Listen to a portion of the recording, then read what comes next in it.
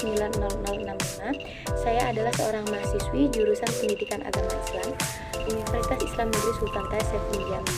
Di sini saya akan membuat sebuah video pembelajaran untuk memenuhi tugas mata kuliah Ushul Fiqh 1 dosen pengampu Ibu Rina Juliana MPDI dengan judul Qiyas sebagai sumber hukum Islam. Qiyas itu apa sih sebenarnya? Menurut bahasa sendiri, qiyas itu diartikan sebagai menyamakan, membandingkan, atau mengukur sesuatu. Misal, kita menyamakan si A dengan si B. Mereka atau kedua orang ini sama-sama memiliki tinggi yang sama, bentuk badan yang sama, bahkan wajah yang sama. Nah, sedangkan qiyas menurut istilah itu diartikan sebagai menetapkan suatu hukum, kejadian, atau peristiwa yang tidak ada dasar nasnya dengan cara membandingkannya kepada peristiwa lain yang telah ditetapkan hukumnya berdasarkan nas karena adanya persamaan ilat di antara kedua kejadian tersebut. Misal, ada masalah baru, tidak ada dasar nasnya di dalam Al-Quran maupun As-Sunnah, tidak ada juga nih ketetapan hukumnya. Apa yang akan kita lakukan? Yaitu kita menyamakannya dengan persoalan lain yang hampir-hampir mirip atau bahkan sama dan juga telah ditetapkan hukumnya di dalam Al-Quran maupun As-Sunnah. Kemudian dasar dari hukum atau dasar dari qiyas ini dijadikan sebagai sumber hukum Islam itu apa aja? Ada 4 ya. Yang pertama itu ada Al-Quran, yang kedua itu ada hadis atau sunnah, yang ketiga itu ada ijma, dan yang keempat itu ada dalil akliyah. Pada Al-Quran sendiri itu didasarkan pada surah An-Nisa ayat 59 yang berbunyi A'udzubillahi minasyaitonirrajim, Bismillahirrahmanirrahim. Ya ayyuhalladzina amanu atiullaha wa atiur rasul wa ulil amri minkum fa in tanaza'tum fi syai'in farudduhu ilallahi war rasul in kuntum tu'minuna billahi wal yawmil akhir. Dzalika khairun wa ahsanu ta'wila. Yang artinya adalah, hai orang-orang yang beriman, taatilah Allah dan Rasulnya dan ulil amri di antara kamu. Kemudian jika kamu berlainan pendapat tentang sesuatu, maka kembalikan ia kepada Allah yaitu Al-Quran dan kepada Rasulnya yaitu As-Sunnah. Jika kamu benar-benar beriman kepada Allah dan juga hari kemudian, yang demikian itu lebih utama bagimu dan lebih baik akibatnya. Dari ayat ini dapat kita ambil kesimpulan bahwa apabila terdapat perselisihan pendapat di antara para ulama, maka solusinya itu adalah mengembalikannya lagi kepada Al-Quran dan juga As-Sunnah.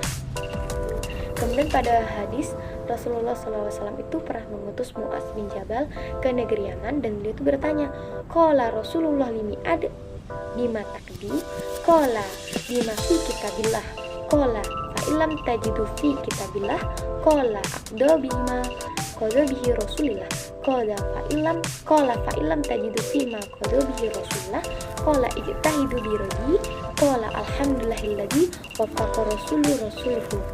Beliau bertanya, dengan apa engkau memutuskan suatu hukum ketika dihadapkan suatu masalah kepadamu? Mu'adz berkata, aku putuskan dengan kitab Allah, yaitu Al-Quran. Bila tidak kutemukan, maka aku putuskan dengan sunnah Rasulullah. Bila tidak kutemukan lagi, maka aku berijtihad dengan pendapatku sendiri, maka aku tidak akan condong. Maka Rasulullah SAW itu menepuk dadanya dan beliau bersabda, segala puji bagi Allah yang telah memberikan pertolongan kepada utusan Rasulullah atas apa yang ia rasakan. Hadis riwayat Tirmidzi.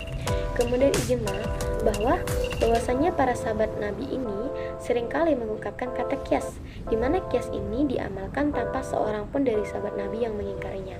Kemudian dalil akliyah atau biasa kita sebut dengan dalil rasional, yaitu Allah mensyariatkan hukum tak lain adalah untuk kemaslahatan manusia. Yang kedua itu adalah nas yang terdapat pada Al-Quran maupun As-Sunnah itu jumlahnya terbatas dan final, tapi permasalahan manusia di dunia ini itu tidak terbatas dan tidak pernah selesai. Nah, kemudian apa saja sih rukun dan syarat dari qiyas ini? Itu ada 4.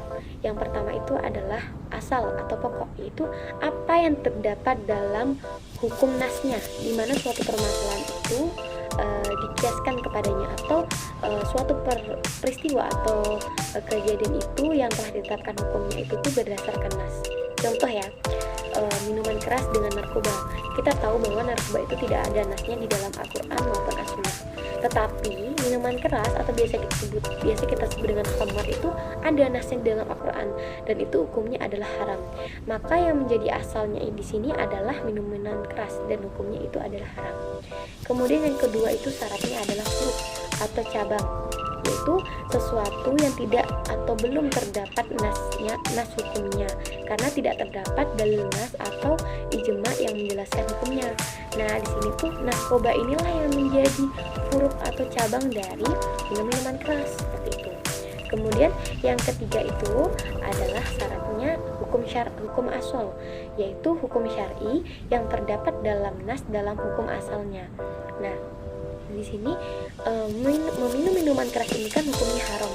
Jadi haram di sinilah yang menjadi hukum syar'i dari minuman keras atau hukum asalnya. Kemudian syarat yang keempat atau rukun yang keempat itu adalah ilat. Nah, ilah di sini adalah sifat yang disandarkan kepada atas hukum asalnya. Nah, kenapa sih narkoba itu disamakan dengan homer? Karena keduanya ini sama-sama memabukkan gitu. Jadi memabukkan di sinilah ilatnya atau alasannya gitu. Baiklah, kemudian apa saja sih macam-macam kias dan juga contohnya? Itu ada 3. Yang pertama itu adalah kias aulawi, di mana kias ini ilat faru'nya itu lebih kuat ketimbang dari ilat asolnya. Nah, contohnya ini ada pada penggalan surah Al-Isra ayat 23 yang berbunyi, A'udzubillahi minasyaitonirrajim, Bismillahirrahmanirrahim.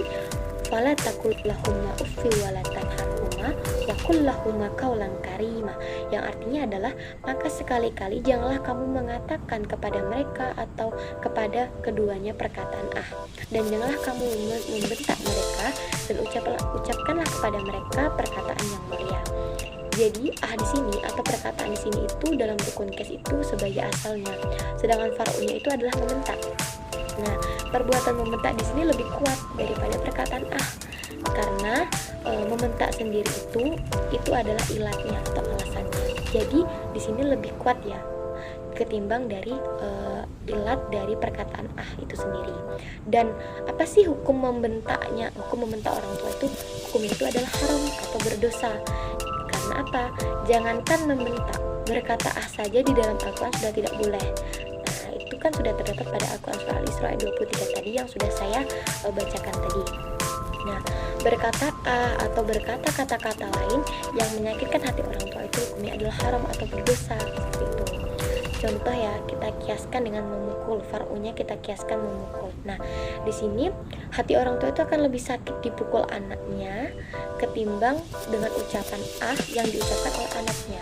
Nah, jadi di sini far'unya tuh lebih kuat ketimbang dari asalnya gitu, dari dari ilat asalnya seperti itu.